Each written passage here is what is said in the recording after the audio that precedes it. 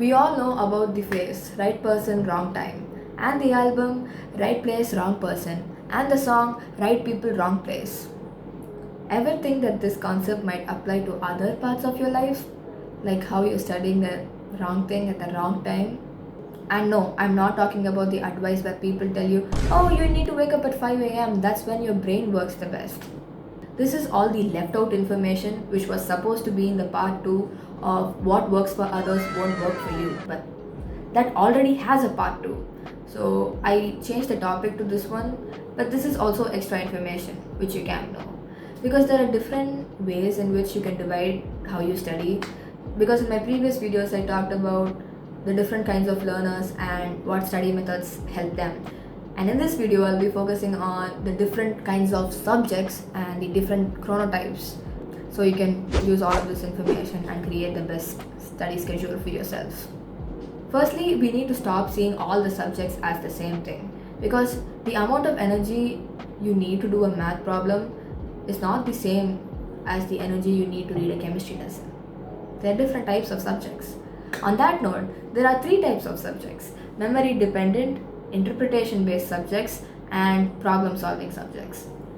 Memory dependent subjects, which contain biology, chemistry, geography, history, business studies, and then interpretation based subjects like civics, inorganic chemistry, economics, and languages, which is English, which is your first language, and any other language which your school asks you to learn. And then problem solving subjects: maths, physics, physical chemistry, accountancy, and computer science, and AI, or whatever it's termed nowadays. I have no idea. So naturally, it would be better for your brain to do a memory-based subject or a problem-solving subject when it is most active or most energetic. And that depends on you, because you might say, actually math does not require that much energy from me. I'm pretty good at math, so I don't need much brain energy for it. Whereas for biology, I need to spend 5 hours. So it depends upon you. And this is where your chronotypes come in. What is a chronotype? Chronotype is the natural inclination of your body to sleep at a certain time, or what most people understand as being an early bird or a night owl. It is responsible for the fact that you feel more alert at certain periods of the day and sleepier at others. Something is clearly wrong with my chronotype, because it's currently 3 a.m. and I'm yapping my head off. So I swear to God, if somebody wakes up, I'm dead. There are 4 types of chronotypes: lion, bear, wolf, and dolphin. The lion chronotype stands in for the early bird. These individuals wake up in the morning and are super productive then.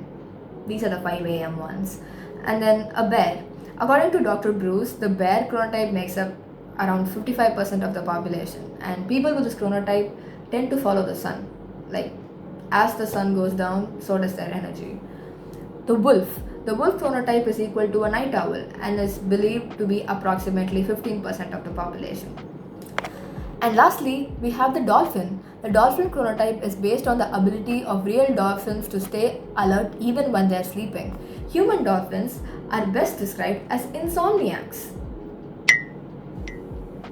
This is how my energy graph looks like. I made this back in like 10th grade, so I don't know how much this applies now, because I literally wake up in the afternoon. So my morning part of the graph is it just disappears. So it changes from time to time. It depends on you.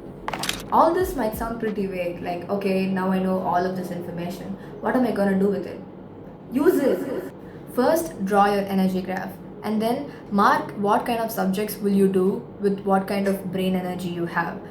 I prefer doing memory dependent subjects when my brain energy is high, and then problem solving subjects when my brain energy is like mid, and then interpretation based subjects when my brain energy is low. But only you can do this for you, because it varies from person to person. Also, don't try to fit in all subjects on the same day. Have like a maximum of 3 or 4 subjects, because if you learn more than that, your brain's gonna be everywhere and it will be very hard to retain information after that.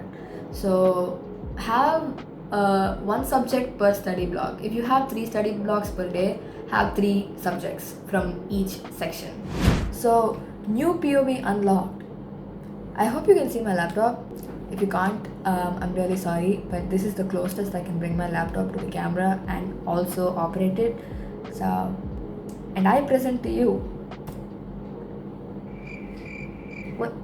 Why'd you not make that sound, dude?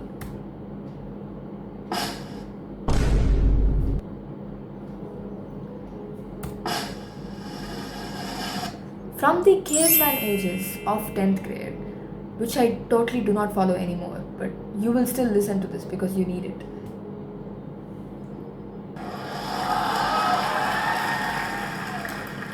Stop, you guys. Oh my god.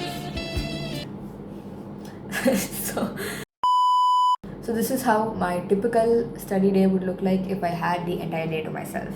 So let's say I start studying like 10 in the morning. I like to finish the hard stuff first, so I eat the frog, and that's what it means, by the way. And I suck at memory dependent subjects a little bit, so I try to get rid of that first in my day. And that contains biology, history, and geography. I actually like history a lot, so if I'm really not feeling it, I would study history because it is the easiest for me out of these 3 subjects. Oh, also it says a study session from 10 to 2, which means 4 hours of studying, and I usually take breaks whenever I feel like it. You can take breaks according to the Pomodoro method, like 50 minutes at a time and 10-minute break, but I do not need that many breaks because once I enter the flow state, it is hard to get out of, and once you get out of it, it's hard to get into a flow state. So I usually just sit for 2 to 3 hours at a time to study, and if you can't, it's completely fine. You can take breaks and come back to it. So next, I take a break for 2 hours. This is how I usually work. I study for long hours and then take long hours of break. I study for 4 hours and take 2 hours of break, which is not the right ratio, but I really don't care because at this point, I am not studying during lunch, which is when my graph is the lowest and I do not have energy at all. So I just skip the afternoon for studying. A person who thinks. And then I come back at 4 and do stuff like maths and physics. Mostly problems because I usually don't take that much time solving problems. I have lots of fun doing this. I just listen to music in the background and get work done because it's just exercises from the back of your textbook or some worksheet or some homework they gave in class. Oh yeah, we also have computer science there, which I don't spend that much time studying, but it's pretty fun if you are having like a boring day and you want to study computer science. So at least you feel productive. And then I come back at 6 or 7 to tackle interpretation based subjects. This is my peak time. So as you can see, there are 4 subjects given here in a 2-hour time frame. That's because whatever subject I tackle during this time, I can do well. And I know that because it's after like 6 p.m. my energy level increases, and so is my concentration level. So I can do whatever you give me during this time. And it's given finish a lesson, which is usually a 3-hour or 4-hour task for me, but since it's night, I can get it done faster. So if you are like a morning person, you need to put your harder subjects in the morning so you can finish them faster. Yeah, and that's about it. After that, I go to bed because I was a good child and I went to bed before 12 p.m. Ooh, wow.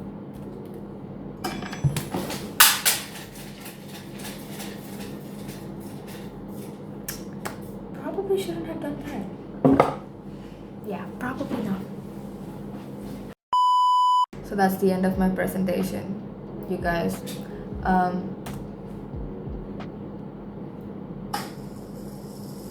Why is the audio so delayed?